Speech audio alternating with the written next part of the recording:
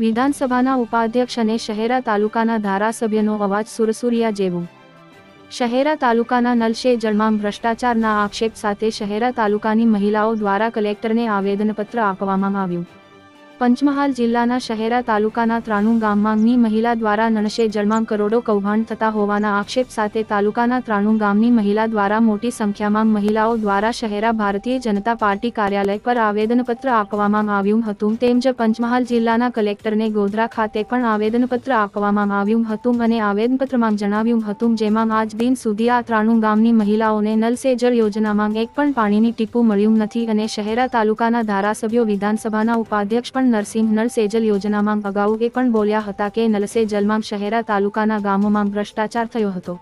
Contractor દ્વારા ભ્રષ્ટાચાર કર્યા હતા જેમાં હલકી કક્ષાનો માલ વાપરવામાં આવ્યો હતો તેમજ અધૂરા કામો કરીને બિલો મેળવી લીધા હતા તેવા પણ ધારાસભ્ય દ્વારા આક્ષેપો કરાયા હતા। ઉલ્લેખનીય છે કે આ કોન્ટ્રાક્ટરોની મિલીભગતને શહેરાના ધારાસભ્ય પણ આ ભ્રષ્ટાચારને રોકી શક્યા નહીં તેવું સ્પષ્ટ જણાઈ રહ્યું છે જેને લઈને શહેરા તાલુકાની મહિલાઓને પાણી માટે વલખા મારીને ના છૂટકે ગોધરા કલેક્ટરને આવેદનપત્ર આપવામાં આવ્યું હતું ફરજ પડી હતી। આ ઉપરથી એવું જણાઈ રહ્યું છે કે ગુજરાતના ઉપાધ્યક્ષ વિકાસના કામોમાં ખાલી નામ રહ્યું હોય તેવું લાગી રહ્યું છે અને ચર્ચાનો વિષય બન્યો છે કે શહેરા તાલુકાના વિકાસ કરવું હોય તો શહેરા તાલુકાના ધારાસભ્યોને બદલવું પડે કેમ કે હવે કોઈ અધિકારીઓ કે કોન્ટ્રાક્ટરો ધારાસભ્યને નું માનતા નહીં તેવું જણાઈ રહ્યું છે જે લોકચર્ચા થઈ રહી છે કે હવે શહેરા તાલુકાના વિધાનસભાના ઉપાધ્યક્ષ અને શહેરા તાલુકાના ધારાસભ્યને બદલવું પડે જેથી અધિકારીઓ કોન્ટ્રાક્ટરો દ્વારા વ્યવસ્થિત કામ કરે તેવું લોકમુખે ચર્ચાઈ રહ્યું છે।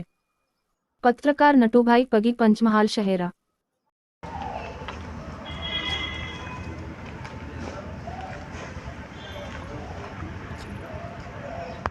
લાઈશું એ રીતનો જવાબ અમે લઈશું તમારી જોડે ફરી આવીશું અમે મહિના જવાબ ના